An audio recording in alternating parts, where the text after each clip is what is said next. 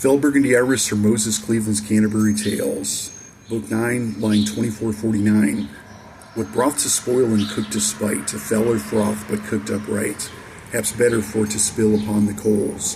A frightful sludge, no sage to smudge, what rancor indeed need to budge, what feller froth but blessed by darker souls.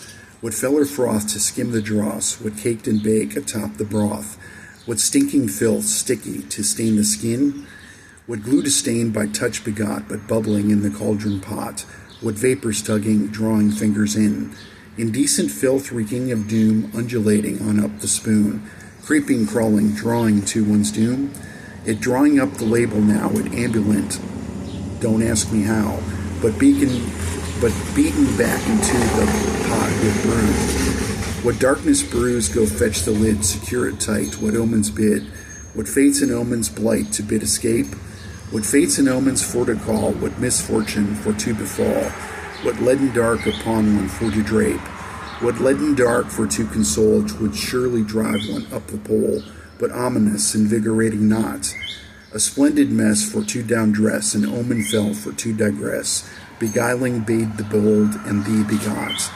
Beguiling bade a bed thus made, sleepless sleepers indeed arrayed, beguiled, emboldened, tipsy was the lot, emboldened, tipsy by the balls, what paltry lot indeed were thralls, what lot begot with sense that was forgot, what lot forgot, no time to bide, with instincts but to run and hide, what loss begot in fear but to imbibe, what nipping noisome notes to drown, innocuous nomenclature bound, anxiety, what draught for to prescribe, but Janus not to down the draught, but serve it up in heaping lots, what noisome discourse, he to be the source, with ears to bend and pride to lend, and feathered forelocks to suspend, prismatic splay, his vision not on course, colored vision, tainted view, with alacrity to misconstrue, what oculus that hid the beast within, to bide its time, what beast inclined, to bear its teeth at best design, a one-trick mule, one chance to kick had been,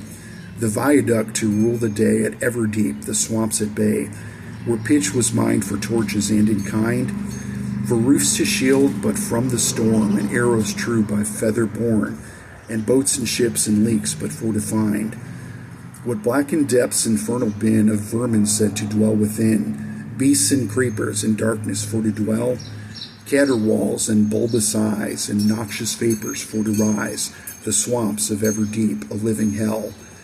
At dawn they left for ever deep, the old east road the course to keep, 10,000 paces, maybe more to see, with Black Lake there off to the north, its southern shore the chosen course, the road to Shaggy Bark by nightfall be.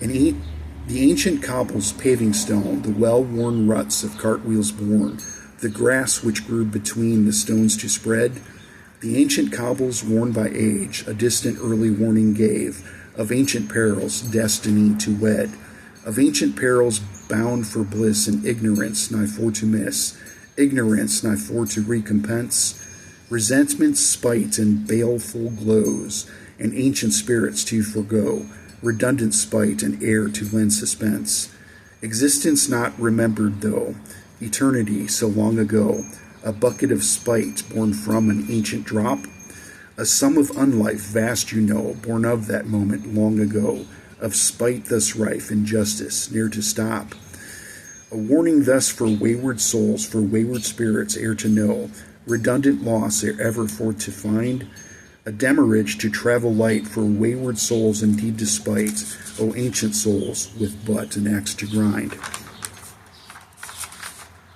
What darkness fell so hard to hold, of guidance told, no lust for gold, murky peril obscuring future fate, of greed for want, agenda sought, nay for to tell of fate begot, what motivations hidden sans debate, of greed and lust a driving force, not present on the current course, of interests other, what else could there be?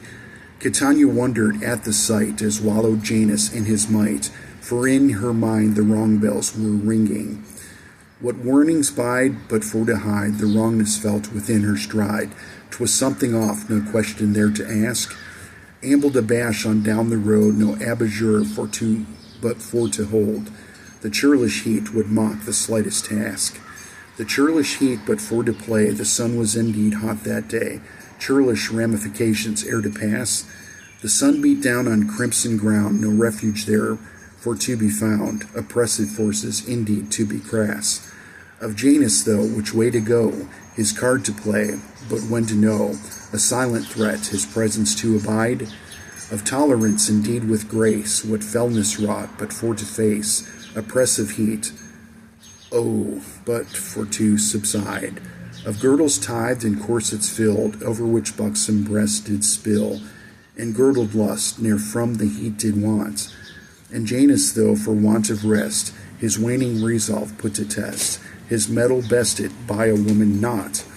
Of course not, such a man 'twas he, his refuge in duplicity, his churlish lust of romance not to be, his churlish lust and purse to flaunt, no irony to be begot, thus bent the will of Trollops known by he.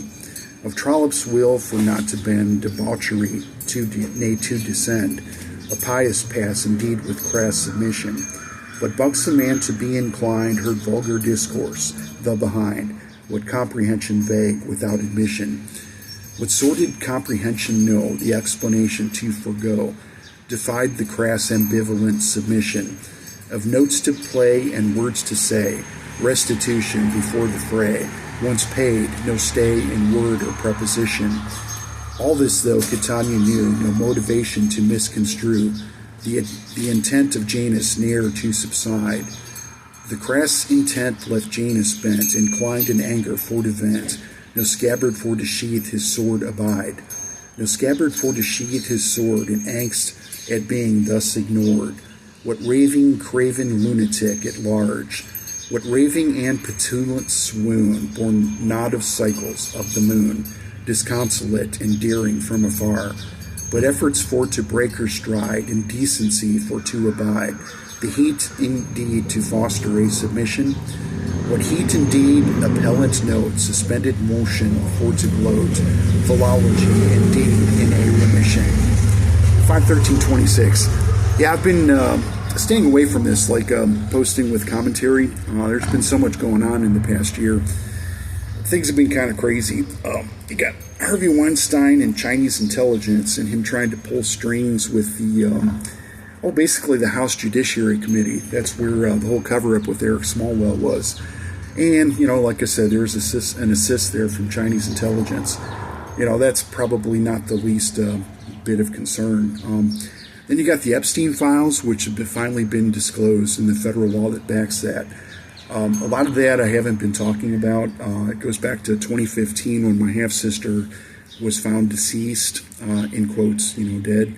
And then a month later, her daughter, my niece, was basically found dead of an abdominal wound from a negative ranged shotgun blast. So I'm going to let you use your imagination on that. But she was 17 years old. Now, my half-sister used to hang with people in Florida and West Virginia. And that's about all I can say on that. But, in regards to, retribution targeting the Epstein victims, it is that real, and I'm going to leave it at that. Love y'all, though. Like I said, it's I'm still working. I got more of this to publish, but that's why I haven't been posting with commentary. But there's still a whole lot of stuff going on, and hopefully everyone's having a good day. And if you stuck with me this far, my gratitude is yours. Love y'all, and have a beautiful day. More to come.